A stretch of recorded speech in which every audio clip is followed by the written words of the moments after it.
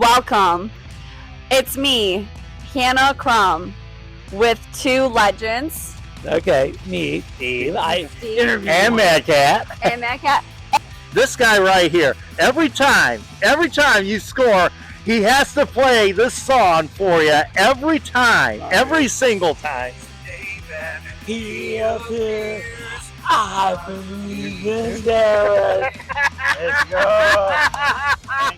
Back on the Zoom again. I'm outside here. I'm not at Keyworth Stadium, as you can see from the background. I'm outside in beautiful Fenton, Michigan. Steve's back at his little place out in Hamtramck there with Keyworth in the background as well. Yes, in honor of the last night game. This Saturday game against Louisville is the last primetime night game before the calendars say October and get a little chilly. And yes, they got the memo from Westboro FC. Winter's coming. Winter is coming, as they say in Game of Thrones. But, I know, and we're happy that our Lions won, and that was a great game, by the way. One of the most funnest games I have ever seen, and I thought we were going to get killed. I didn't think we were. I mean, I was hoping just keep up. And as I was listening to the game, coming from the stadium meeting on Monday, and we'll talk more about. Speaking of stadiums, we'll talk more about that. But yeah, coming home, I thought, okay, this is all right, 7-7. Okay, it's 14-14 and all that stuff. And then all of a sudden, the second half, the Lions just shut everything down and Clay Adrian punch out to, oh my, that was the decider, and we're happy as Beaver now. It make up for Green Bay. And guess who lost on Sunday? Who? Green Bay. Who did they lose to? Cleveland, who is our next opponent. Cleveland. I know. Speaking of which, we'll talk about that in a little next week too, because I think as we get closer to it, Cleveland team's playing one of the local teams coming up in the Open Cup. We'll discuss that next week. We were discussing that in the show prep too. So we're going to talk Open Cup next week, as next week is the final for the U.S. Open Cup between Nashville SC and Austin FC. I can't remember it. I think it's Nashville SC. Fall edition. Yeah. Who? I don't think it's Austin Bold, or I think Austin Bold's the women's team. To be honest with you, but start things off here. All right. Unfortunate incident occurred. Our USL review, and yes, we're going to talk about one of the key games I highlighted last week, but it took a dark turn after a big score. Go ahead. Yeah, absolutely. I mean, to kind of set this up a little bit, Pittsburgh, as it's trying to load here, Pittsburgh came away with a 2-1 victory at Trinity Health Stadium on Saturday night. The game winner goal was Chase Boone in the 89th minute of play. However, it was a good goal, by the way, to put them up 2-1. Yep. However, tensions got a little, shall we say, a little escalated after the match, as it appeared that statements were made, or not statements were made, but words were exchanged between players, allegedly, and I'm saying this allegedly because we don't know the exact, the players. Apparently, Danny Griffin apparently said something not too keen to one of the players for Hartford. It was toward Marin Harrison. You know what I mean? And I was watching the replay on ESPN Plus the other day. They didn't show the actual collision. Apparently there was a foul, and then allegedly, Griffin said something to Harrison. I'm not going to say that we don't know. Let's say it. We don't know. The commentators of the game I was watching said Harrison was going off on the referee. Was it a foul? Was it anything? And yes, he was steaming, and everybody, it was just something. And and all of a sudden the game stopped. Yeah. The referee was talking to both Griffin, Merritt, and our teammate, and also they were talking to the coaches of both Pittsburgh and Hartford. Bob Lee for Pittsburgh. I don't know who the Hartford head coach. And then all of a Brendan sudden, Burke. Brendan Burke, yeah. And all of a sudden, they walked out of the field. They didn't complete the 6 extra minute of extra time, and oh my, The match ended it up was getting ugly. the match It was ended up ugly. getting abandoned with Pittsburgh getting the result 2-1. As of right now, USL has not handed down any sort of punishment or infractions that were involved in that matchup. However, there's been a couple statements that have been made by the clubs. First off, we got Hartford Athletic. Unfortunately, due to on-field verbal exchange between a Pittsburgh and Hartford Athletic player, notice they don't mention the players, No. Hartford Athletic players and technical staff did not feel comfortable proceeding with the match this evening. The club has requested the league to conduct an investigation regarding the use of hate speech by a Pittsburgh player. And then Pittsburgh came out with a statement saying that the Pittsburgh Riverhounds are aware of Hartford Athletics' request for a USL investigation following tonight's match. Our organization takes any allegation of discriminatory and offensive language extremely seriously. At the same time, we stand by our players and firmly deny that such language was used. We will fully cooperate with the league's investigation in this matter.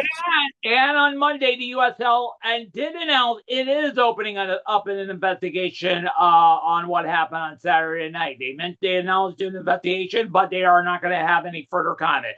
Just like in the legal profession, you can't say anything. Let them conduct their investigation. That's okay. But very serious.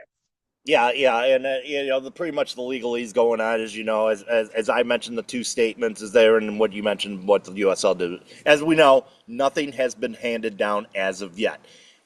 Should something arises, we will communicate to it to you, whether through our coverage on pregame on Saturday or our game coverage on Saturday. We'll mention this again. But the thing is, in a nutshell, here is it's rearing its ugly head again. The fact that racial undertones in matches by players towards other players, I mean, I get it. I mean, I get sometimes the language barrier has something involved, but I mean, my honest opinion is there is no place for that in this game whatsoever, regardless of the situation. I do agree. And if you get caught using it, you get the suspension or worst case scenario drop. We've been being very careful ever since Donald Sterling, I know it's another sport, got kicked out of the league for saying some and it's bad, happened. You know what?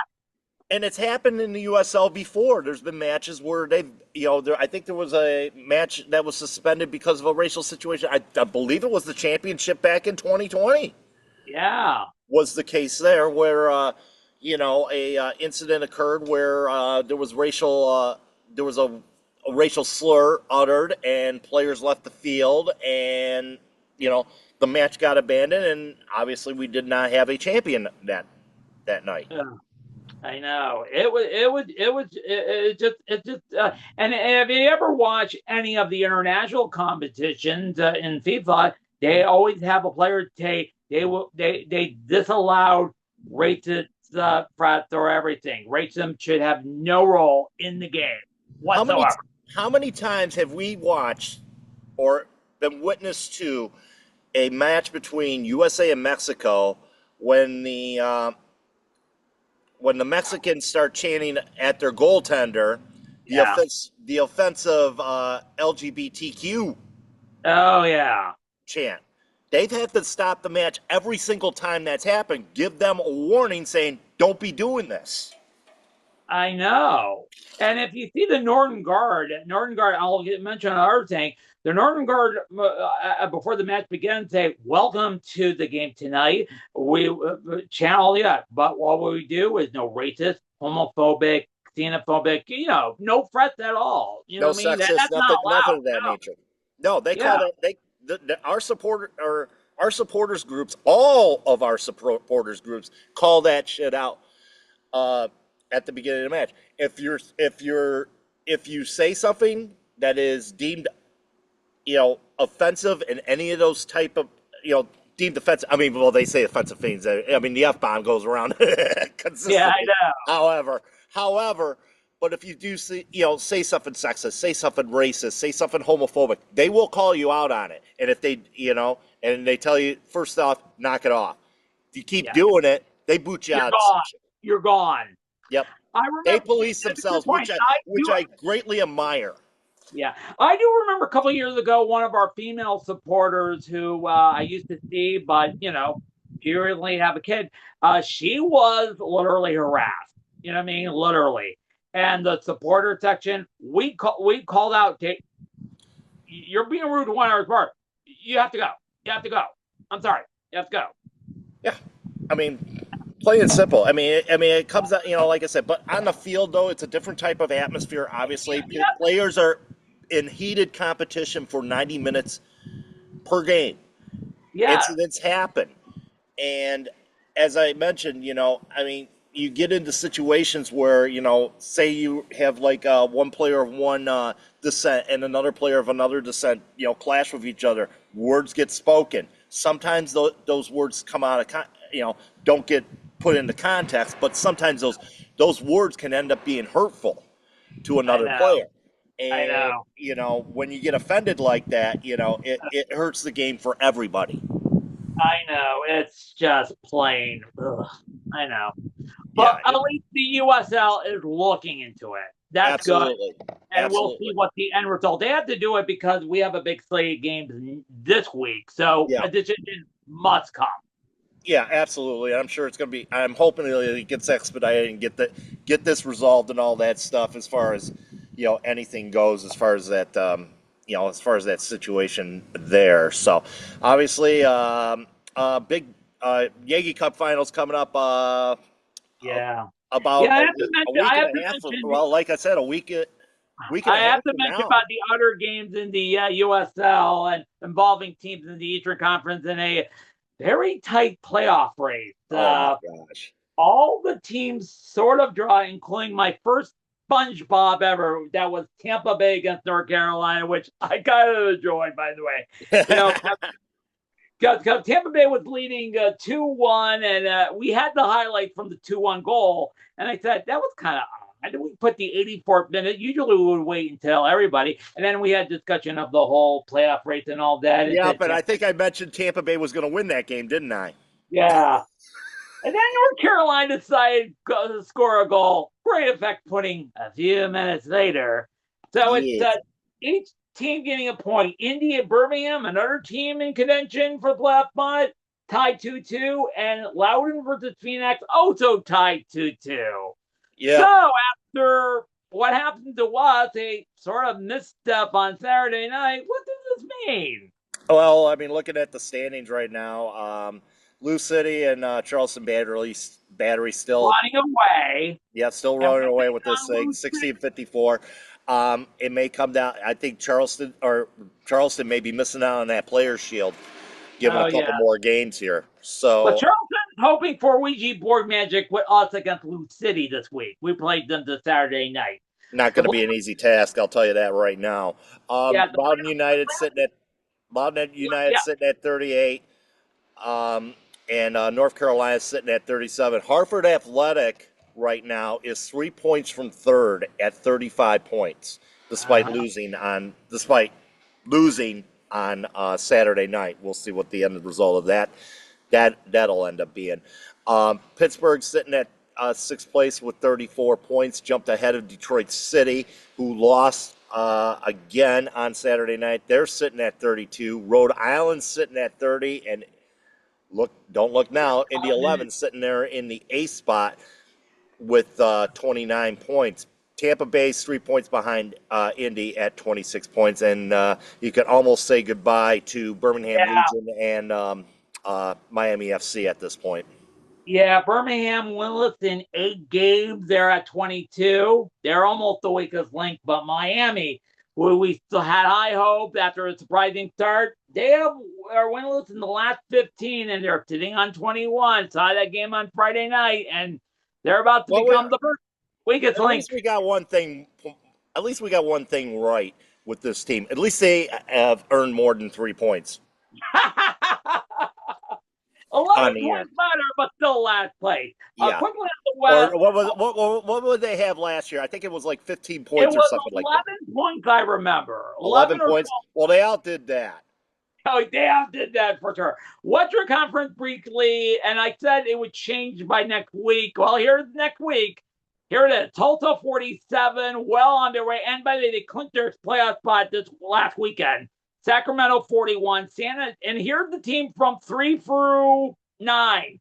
San Antonio 36, Lexington 35, New Mexico 34, Phoenix 32, El Paso 32, Colorado Springs, the defending champion 31, Orange County FC 29, and almost off the cliff, Oakland, Vegas, and Monterey Bay.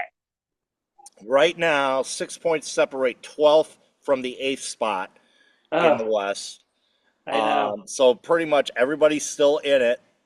I mean, there's not really any team really eliminated as of yet. Nope. Las Vegas is sitting there also with 25 points, sitting in 11th, and I think it's either you had Las Vegas in 11th, right? Yeah, 11 Okay. played. Okay. Yeah. And but like I said, 6 points separate 6 or 8 through 12th in that in that race for the final playoff spot for the Western Conference. It's still tight. Sacramento might have a chance of getting the top seed. It depends. They're 6 points behind right now of FC Tulsa. It's going to have to take a couple decisions for FC Tulsa to drop it in the end for that to happen, and a couple positive results for Sacramento. So right now it's FC Tulsa's for the taking, winning the Western Conference. Right. You're right. I agree as far with as the you. regular season goes. But remember, the Western standing may change next week. Who knows? Stay tuned. Yep, stay tuned. It is like I said, a very fluid situation in the Western Conference. Okay, I was gonna Yankee talk. Cup. We'll talk about that. Yankee Cup. So Yankee Cup, week and a half from today. Obviously, the combatant Sacramento taking on Hartford Athletic in Sacramento for that one.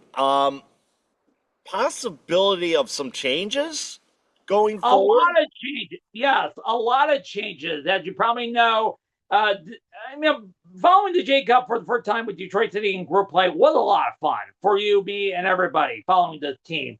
Well, this year, major changes because there was a report on Reddit. They still may do the group play and may do something different. I'll get the group play first. As you probably know, last year, Detroit City FC was in Group 4 along with Pittsburgh Riverhounds, Hartford Athletic, Rhode Island FC, which we didn't play, Westchester, and Portland from League 1. Now, it could be more regionalized with 8 groups of 6 teams, 5 or 6 teams. So instead, you won't see Rhode Island, Westchester, Portland, or Hartford, but in a more regionalized sense, according to the plan, this is just a plan, nothing's been final yet. Detroit City FC will have Pittsburgh, but we will also have our rivals, the Indy 11. Also, the new Fort Wayne team from League 1, Madison, a great team, by the way, and the forward Madison, take credit. That name didn't escape me. And Union of Omaha, the stalwart of League 1. And if he's still there, we may face on Pato Paz. Yeah, maybe. we could see that. I mean, that's another fluid situation right there, because with 7 new teams coming into USL League 1 next year, it's going to completely change the change the landscape around as far as professional teams in the USL Championship. Now, they could still go this group route like they did before, or they can go another route in which they could make it a knockout stage competition, still do it regionally, mind you, but have like a knockout stage competition where teams would be drawn and drawn Open Cup style, shall we say? Yes. If we cannot beat the MLS team in the Open Cup, let's do the KO version in USL. And I gotta agree with you because both League One and the USL Championship, with the possibility of the new League One, is growing and growing and growing. So it's Well, going to be tough. we'll be going from 38 teams to added with the couple teams that are coming into USL Championship. We go from 38 teams to possibly 48 teams. Yeah, possibly so. And if they keep it as the group stage, it will be 8 sets of 6, which, unlike this year, it will be all winners, no wild cards. We had 2 wild cards because it was group of 6. This time, group of 8, so you could eliminate the bridesmaid from all of this. Considering we were the bridesmaid because we missed it by a goal, by the way. Exactly. I The, mean, it's right. gonna kind of make you don't have that wild card scenario and all that stuff. And No. if you were to do a knockout stage in this round, say like the top 2 teams go or whatever it is, that's just gonna extend it another week, and it's gonna Yeah. run it, and then you run into And the whole. you don't want to add an extra round before the quarterfinals. Absolutely. I mean, like I said, I mean, it could result in. I mean, 48's a good thing, good way to start. It's not really 64 teams like the NCAA, although with the way this league is growing, there could be a possibility we could have 64 professional teams within the USL ecosystem. That's down the road, but needless to say, you could look at this right now and say, hey, we could have a knockout stage in the first round and whatnot. Some teams would get a bye. I mean, you could have like a round of 32 first round with some of these teams. Some of your higher teams would end up getting like the first, like a first round bye or whatever it is. So you say 32, probably 16 teams get a first round bye type deal. Mostly, probably, if you want to break it down, you could have your finalists be like part of your 1-2, and that would move on to the next round. Obviously, probably your top 4 from each conference. Maybe the top 4 from the maybe the top 4, or even the top 6 from the League One. Yeah. To have like a first, they would have like a first round bye while everybody else would play that, and then you'd have like, I think 32 games, that'd be like 16 games, and they would be like playing games, shall we say, for I know. those other 16 in the second round. I would welcome a knockout round. Like I said, the league is growing. We will have Division 1 in 2027 and 2028. And yet you can't do a group play with a lot of teams. So let's go at it. Try to schedule your first round and second round and quarters and semis, and we'll see who will be the best.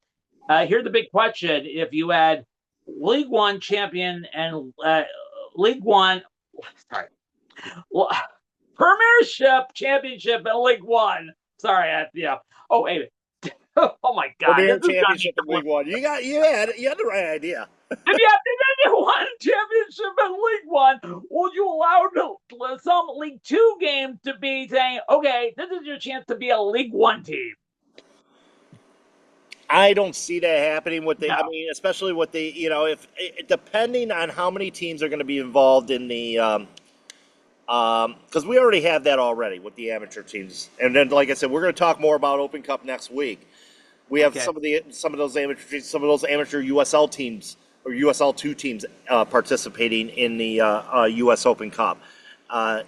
You can't. I mean, like in England, it's strictly when they do the Leagues Cup or the Carabao Cup, it's strictly within the league system. So, and that's usually the professional league system, not National League or anything like that would come in. Unlike the FA Cup, which everybody's involved in that melting pot. You limit it to the professional teams basically, and then just go from there. And I couldn't see that happening because we already have that in the U.S. Open Cup as is. I see. Okay. All right. So, well, let's move on from Jiggy Cup to stadium news. And I was going to talk about one team, but you were at the I wasn't there because I was watching Monday night. You were there at the stadium, potential stadium. What do you call that? Please help me. I'm a little bit. Yeah. My mind. No, I was at one of those informational sessions for the new stadium at Michigan and 20th. Good, Alumni 5 good, Field, by good. the way. Yep, good. Yep, yeah. Thank you, thank you, Thank alumni five field. You know, gotta get used to saying that. Remember that. I know our brain are malfunctioning today. I don't know why. But lots of it was more of a breakdown of what the stadium, what the inner workings of the stadium are going to look like. They talked about how the supporter section, how they're going to have spaces for retail right along the main entrance there around on 20th Street.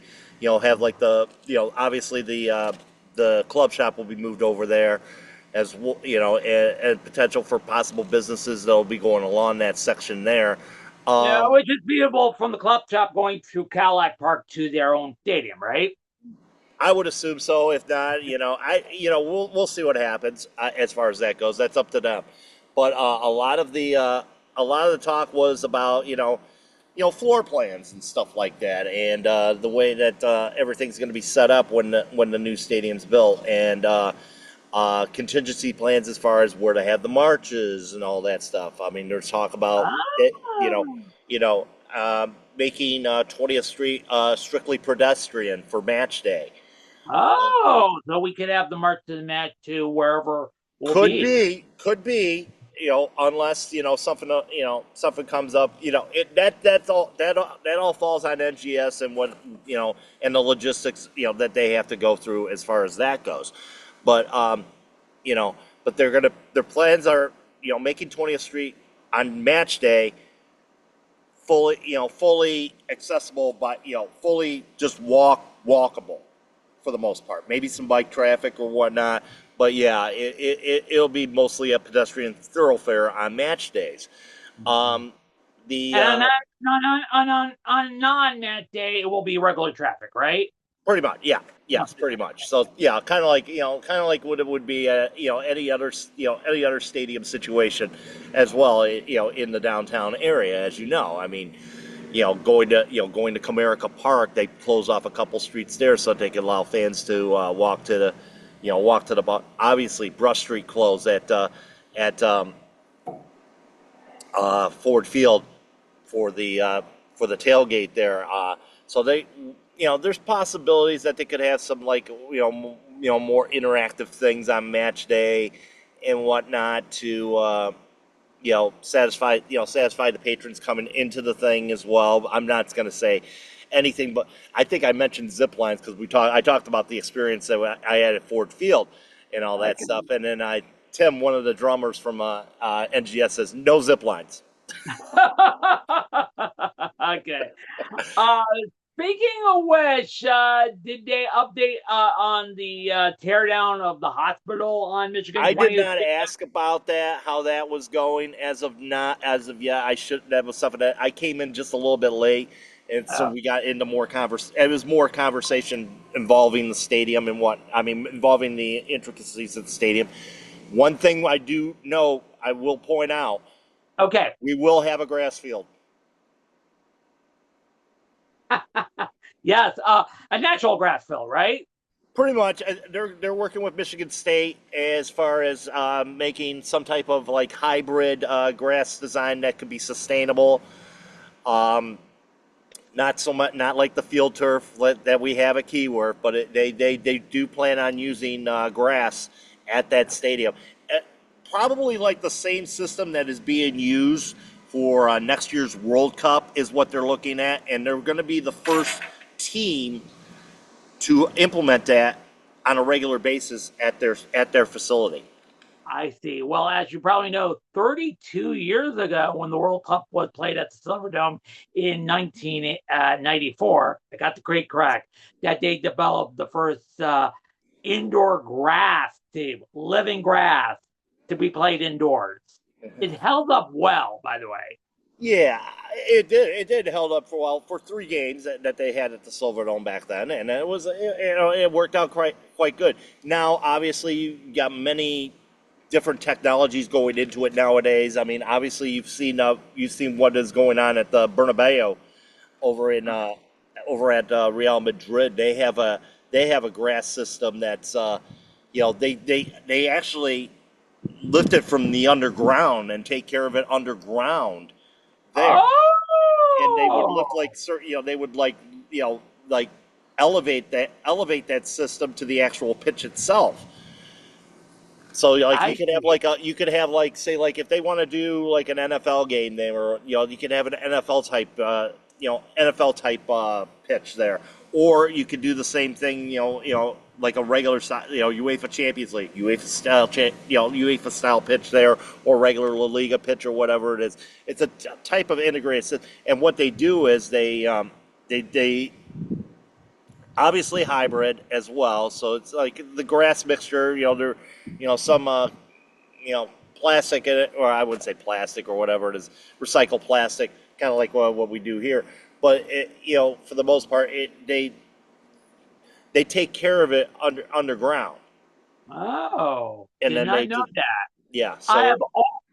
Let me tell you, I always thought it done above Bob. You water it, take it with care, I and mean, you all still do that. the water, you still do the watering and stuff like that under, you know, uh, uh, on field level. But yeah, even underneath, they still take care of it via the water and the light and all that stuff as well. Very interesting. One more thing before we go on to another team that is thinking about building a new stadium. It was made official.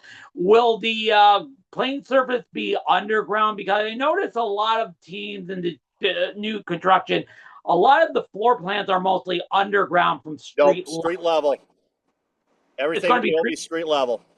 street level, no digging the ground underground. Nope, nope, street Oh, level. okay. So you'll be able to say like you're going to the club store off of 20th, off of Michigan and 20th there. You could be able to see the field from that ground level. Wow. Because I know the Pizza Dome and Ford Field and Comerica Park, all when they constructed, they all put their playing surface underground. So, And the height of the stadium is going to equal the height of the old Southwest Detroit Hospital. wow! I did not know that. Oh Yep. my! As far as the outside infrastructure goes, it'll equal the same. It'll equal the same height. It won't be towering, and neither was Detroit. I mean, to be honest, neither was Southwest Detroit Hospital. I think it was like a 6, 7 story building to begin with. So, I mean, it's gonna parallel that height as far as that goes to accommodate that section. Also, one thing that I've noticed too with the supporter section that's going to be taking place there, they're going to have like a section above that supporter section, and it's going to be ventilated so they would have no issues with the smoke or whatnot. Maybe you still might have that occasional. Day in which travel out to eke out of the pitch, and we have a nice little array of smoke, darkness, and smell. I know. Might have that every once in a I while, must but say, I must say, excellent. By the way, excellent. By the way, one more thing: is the hospital still up? Have they knocked it down already, or I have not yet? not been by there, so I wouldn't know what's going on as far as that goes. I haven't been by there since a month ago, where I took some pictures and posted on my Instagram and Facebook account. It was still there. I have to do another trip there. So, Yeah, speaking yeah. of which, Keep us in the loop. Okay. Speaking of new stadiums, Miami last week has been talked about for years and years and years. Even last year, disappointing season, they want to build a new stadium in Homestead. Well, last week it was made official. 15,000 seats for 1,500 fan ticket base. Okay. That's what I'm getting at. I mean, in all fairness, though, I hope this. I know it's hard playing in Miami. You're playing against the Pink The Pony or Pink Pink Pony Phony Club. I was going to say Pink Pony Club. You're not playing against them. basically going up against the Pink Phony Club, going up against Bex, going up against Messi, going up against that thing that's going on right there, which is, I don't know, a lot of people might say a flash in the pan type deal. But, once Messi retires, who knows, maybe in a couple of years, there's been reports that he's going to have his contract extended again. Yeah, What's I was going to thinking happen? about What's going you to happen last with week. that when he leaves? Yeah, I was thinking about you last week when it said, "Oh, brother, bad cap and all the MLS will not like it." Oh my! And the thing is, I mean, it's good for them because they can go outside the Miami area to try to grow their fan base. I mean, yeah, technically you can't call yourselves the Miami SC anymore, but by going to Homestead, you could probably grow a bigger fan base that way. I Yeah, mean, we were talking about that last Monday about the fan base for Detroit City. I mean, you got people that are coming from Ann Arbor. You got people that are coming from Livonia and stuff like that. I mean, you talk about the fan, and of course, of course, from the city of Hamtramck, like you, and people in Detroit proper that are coming to uh, these matches. Some people are coming from Oakland County to these matches. Uh, some people are coming from Macomb County for the matches as well, like Warren and and some Berkeley people are coming from Livingston, or the Taylor. borderline of Genesee County to these matches. I know. Even though we got a soccer club up in Flint. But I'll tell you the truth. I think they're the good fan base. I saw when I was at the Dowling Alley this year, a lot of people wearing Detroit City FC stuff, Yeah, Detroit City FC t-shirts, Detroit City FC hats. You know what I mean? They support the team. You know what I mean?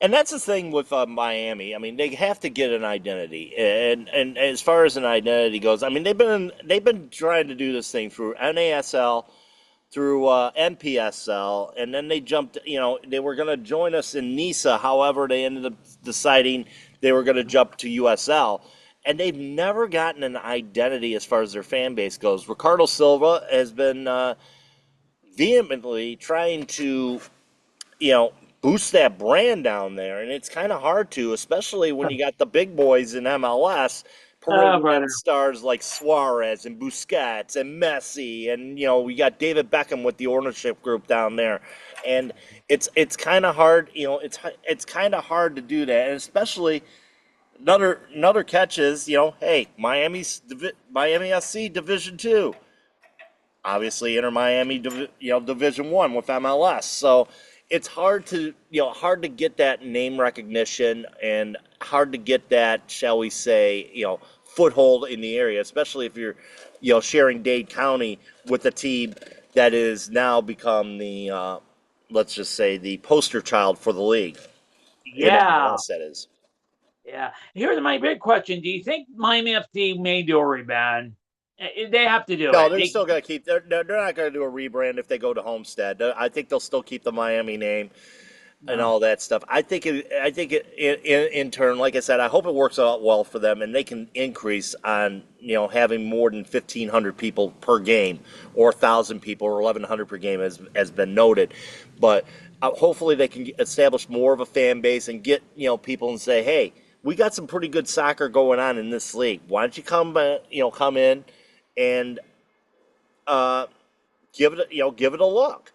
I mean, grant you their early performance this year could have been a catalyst for it.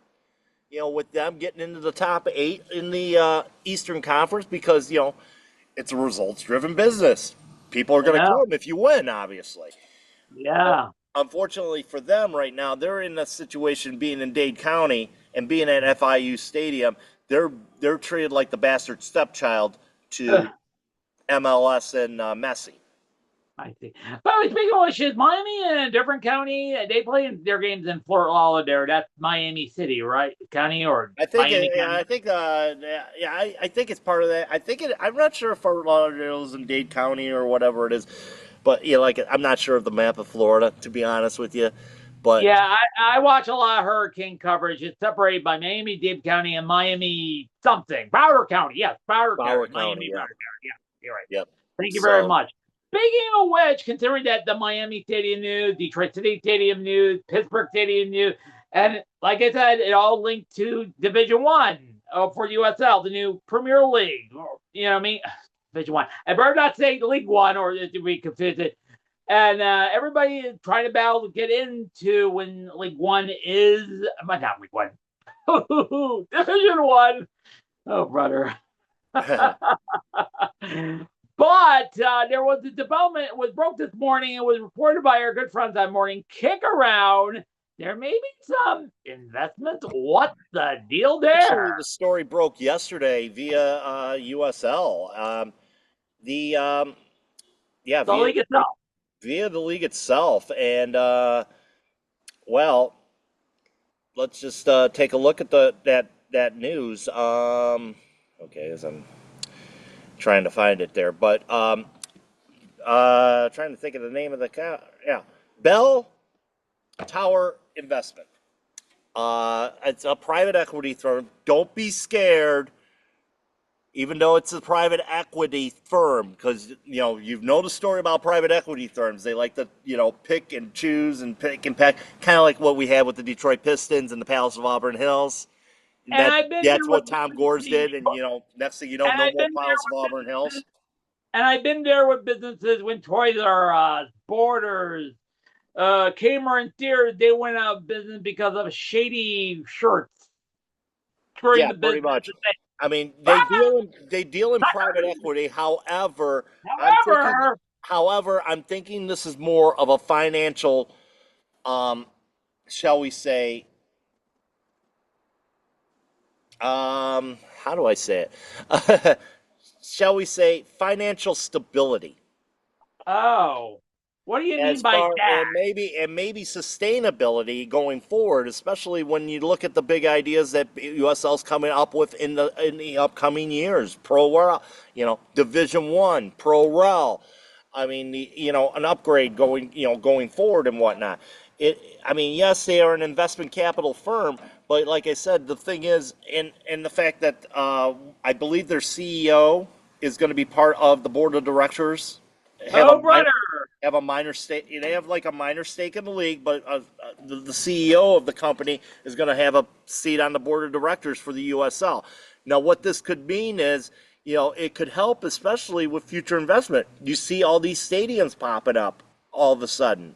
Our stadium included. Detroit, Sacramento, Pittsburgh upgrading their stadium. There's talks of Greenville and their stadium coming up in USL League One. So you got all these stadiums that are coming up, going forward, and all that stuff. You got all this you got all the possibility of the league going forward with the implementation of a pro rel system. It can only be, like I said, it can only be a good thing. So don't be scared of the fact that this is some private equity firm coming in and balancing the books. They're not balancing the books here. Okay. USL is just fine right now. I'm thinking it's more of financial sustainability issue than anything else, and I think this makes the league more financially sustainable so that they can do these projects. Okay. Going forward. So that's going to be an interesting development. You know what I mean? Very interesting. Well, you had it back in the 90s. Barclays made a big financial push to help spur the Premier League and get it recognizable throughout the world. I think Carly was an investor in it. I'm not. Carling's a beer company, so they're not really big. But Barclays has been a part of the Premier League for 25 years. And their sponsorship is helping bankroll that league. I don't think they have an issue of bankrolling money right now, if I do believe. But it's a little bit different in the UK than US. And it's a little bit different. It's a little bit different when you're the most popular league with the most popular teams in the world too. Yeah, they usually pay for it. They usually pay for it by themselves. And considering we watch a lot of English Premier League soccer, like Liverpool winning in the 83rd minute, this happened on Sunday. Aston Villa, who didn't score in the first 4 games, scored for the first time this year. Congratulations to them on that. But they're still on the bottom of the table.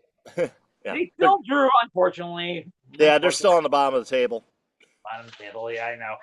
Speaking of what, two things, and Barter, this is going to be really great venting here. On Monday, the famed Balon Ballador, d'Or. the Ballador for Player of the Year was awarded in a great ceremony. I didn't know it, so I had to write down my notes. I didn't know that was. I didn't even know it was coming up until I was listening to Morning Kick Around on Monday, or not Morning I Kick know, I Around, but didn't. not But here's Ronaldo the Talks weird thing. Football. PSG had a game postponed. They almost missed the Ballior because some of their players were playing on Monday as a makeup and said, oh, same night? Oh, my God. Well, actually, we do have the men's Ballior winner, Osama Dembele, the Dembele, PSG. Dembele Dembele, thank you very much. He had a from great season. PSG, who won the Yeah, Champions League this year. yeah. This past year. Oh yeah, and they beat up almost everybody in the Champion League, and also came this close, winning the Club World Cup before they again trumped themselves. He had a great season: 31 goals, 13 assists. A great season for him. The female Bal d'Or, which is called Bal d'Or Femada, Spanish for female, went for the third time in a row to Anita Bonta-Omea. During the Spanish League, 13 goals, 7 assists, and she took them to the Euro Cup before losing to England and Yep. Chloe Kelly. Yep. And Yeah. England, and of course Spain being one of the top women's footballing nations, obviously winners of the World Cup a couple years back, beating England in that affair down in Australia. So Now, yes, I know that. Now, when we were playing our meeting, you said you have a little bit of a little gripe with the whole Baldior I thing. do. So I'm going to give the floor to you. I do. The thing is, it's nothing more than a popularity contest when you think about it, because certain players get shut out of it that have great seasons. I'm hearing the controversy now with Mo Salah. He finished fourth. I mean, he had a fantastic season for Liverpool. However, the criteria in that was, okay, Liverpool won the Premier League. Did they win anything else besides that? No. Okay. So what is, if it's the best player in European competition, wouldn't Champions League prevail over that as far as your criteria for selecting a Ballon d'Or winner? I guess you have to do like domestic league, your league domestic cup, like the FA Cup or the German Cup. I mean, grant you it's a European trophy. Yeah, it's a European trophy. You know what I mean? Yes, I agree with you. You know what I mean? But sometimes you mentioned it's sort of like a popularity contest. Same thing with the music awards. Sometimes it is a popularity contest. You know And what I not mean? usually, and not only the ones that deserve it. And I know I'm going to catch hate for this. But Okay. back in 2023, Yes. okay, Erling Haaland had a spectacular season with Manchester City. He got the Premier League scoring record for a single season. He helped lead the team win its first UEFA Champions League, earning themselves a European treble. However, Yes. However, Lionel Messi, he had a subpar season with PSG, from what I remember. A lot of people say that was the worst season in Messi's career. He goes and wins the World Cup. Yeah, I for remember the Holiday Argentina. World Cup. I remember the Holiday World Cup. Yes. Yeah, he wins the World Cup for Argentina. When it came down to the Ballon d'Or voting that year, guess who won that one? Messi. Yes. And by that time, I think he was in MLS with the Pink Phony Club. Pink Phony Club, yeah. Which is the playoff word of the Pink Pony Club. Pink, little brother. Pink, Pink Pony Thank you, Club Minnesota by Captain United. Balon. Yeah, I know. Go ahead. Shout out to Minnesota United. But as I mentioned, Yeah, he was playing in MLS at the time. So technically, he is the only MLS Ballon d'Or winner. Wow. And like I said, you had Holland had this great season, but they decided to give Messi's leaving, so we better give him the Ballon d'Or. And he's still playing. Yeah, Messi's leaving UEFA. We got to give him the Ballon d'Or. He won the World He's Cup. We got to give him the Ballon. still playing. No. You base it on performance. And these voters, and this is writers that are doing this. And I agree. It should be based on performance, not being the world's best player who won the World Cup. Or the world's most popular player. You're right. And I agree. He base it on performance only. That's it. Goal, defense, how you play your defense, only that. Not, fact, hey, grant you, Rodri's a great player, and I really felt the impact. We really, as a Manchester City fan, really felt the impact of him being out last year. And of course, it was, a couple years ago, he ended up winning the Ballon d'Or, becoming the only Manchester City player to win that trophy. To me, I thought it was a makeup call. Yeah, I agree. To me, I think it was a makeup call because they screwed Holland a couple years prior. I think it was a makeup call. I mean, Manchester City, I think they won their fourth consecutive Premier League title at the time. They'd lost in the FA Cup to Manchester United, if I remember correctly, and of course they bowed out in the Champions League to Real Madrid. Uh-huh. So I'm thinking that, like I said, that Rodri getting it back, a year ago, I think it was a makeup call for the mistake they made on Holland. I know. So, and like I said, it's just basically a popularity contest. I mean, you can't really say FIFA does an awards show of the best football players as well. And I think Holland came away with the best footballer award according to FIFA that year. I see. Should we base it off FIFA now or not, or still with the Ballon d'Or? Probably I think no, yeah. It's like I said, it's a European award. It's not affiliated with FIFA, so I mean, but like I said, I will say the two winners who won it is more deserving than the ESPN default SB winner for Soccer Player of the Year, Christian Pulisic. Oh, absolutely, absolutely. Because I mean, how are you looking at it as like how? Okay, we'll just put these random soccer names together, and then we'll just give the award to Pulisic. I mean, you could put Trinity. And I don't think Trinity was Trinity Rodman part of that conversation too. No. I thought not. No. And probably one of the better soccer players in the United States right now, anyway. I know. So I have something to complain about of a story you sent me. I did not know until we were discussing the Soccer Night Detroit. This recently happened in the Carabao Cup. Please explain. Let me rant. Yep, I'm letting you rant. I'm just saying I was just correcting you. Carabao Cup yesterday, Liverpool versus Sunderland. Yes. Yeah, the game again. I didn't watch it. I read it online. One of the players scored a goal, great goal, and he took his shirt off. Well, guess what? He was fouled earlier in the first, got a yellow card. That was a yellow card. It means that you probably know 2 yellows equal red. Honestly. Or, as I heard yesterday on WTF, 2 lemons make a strawberry. Okay, that's putting it mildly. Yeah. It's now been almost, I will say, about, I think, 20, 25 years, or 30 years, when Brandy Chastain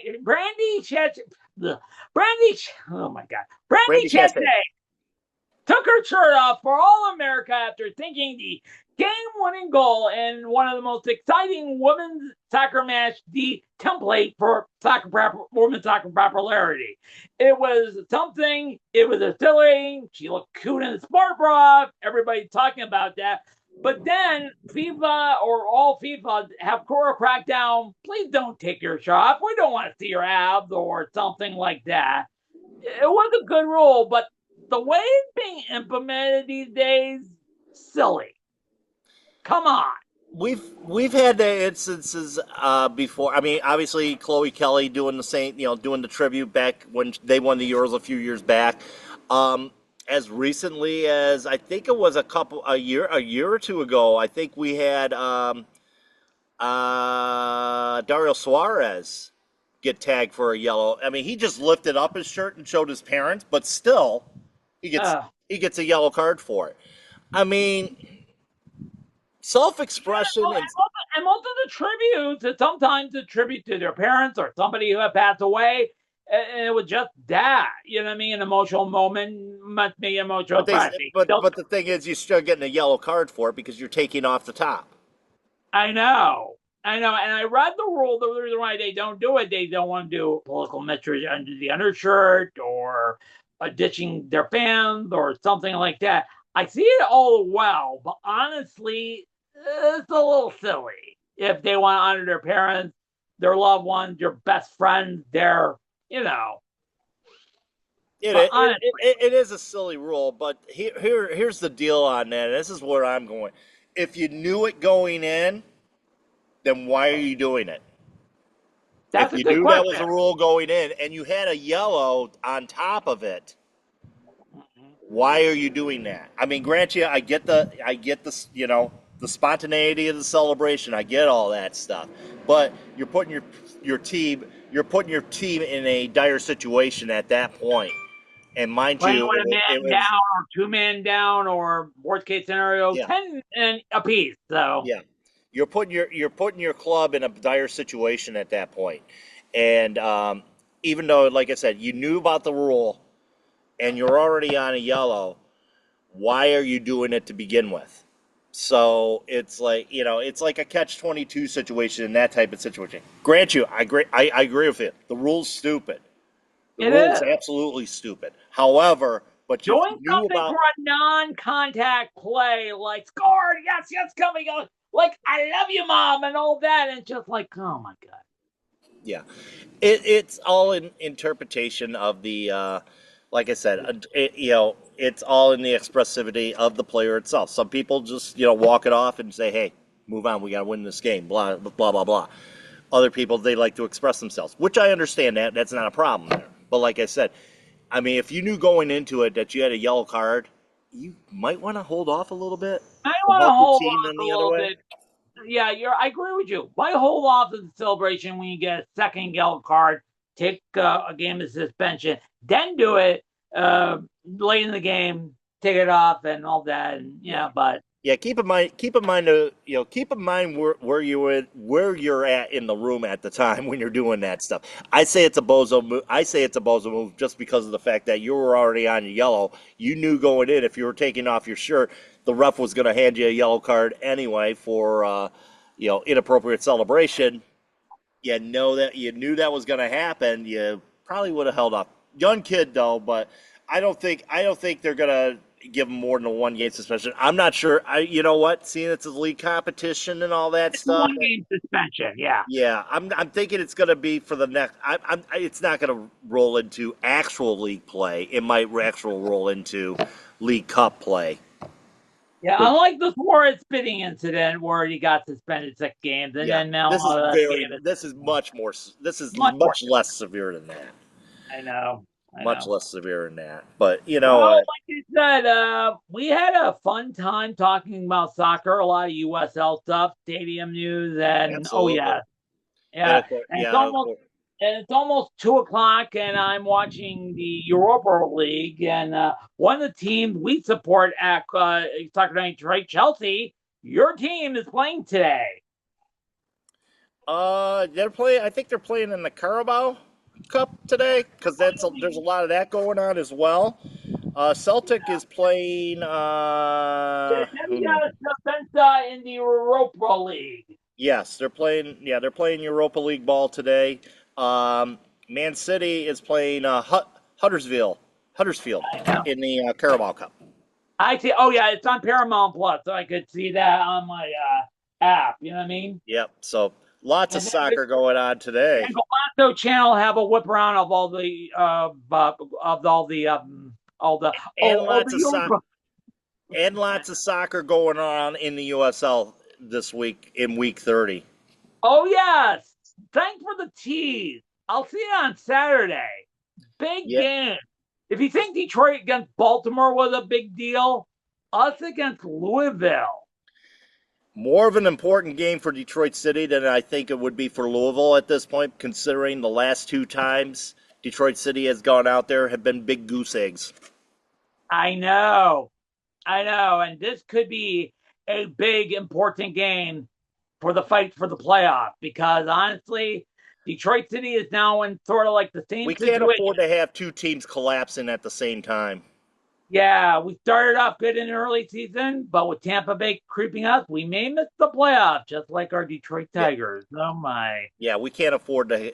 Oh God, the vitriol from the vitriol from our fan base of us missing the playoffs would be ugly. Ugly with a capital U, like Juliana Hatfield used to say. Absolutely. All righty, we're taking off here. We will see you on Saturday from Keyword. Pre-game, by the way, we will post it either 2 hours or an hour before game time. And after hours, a little bit afterwards. We could have an Earth SpongeBob moment in the USL like we did last week.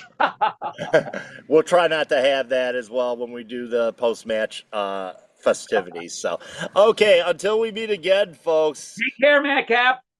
Take care, Steve. Keep your feet in the ground. Keep reaching for the galaxy.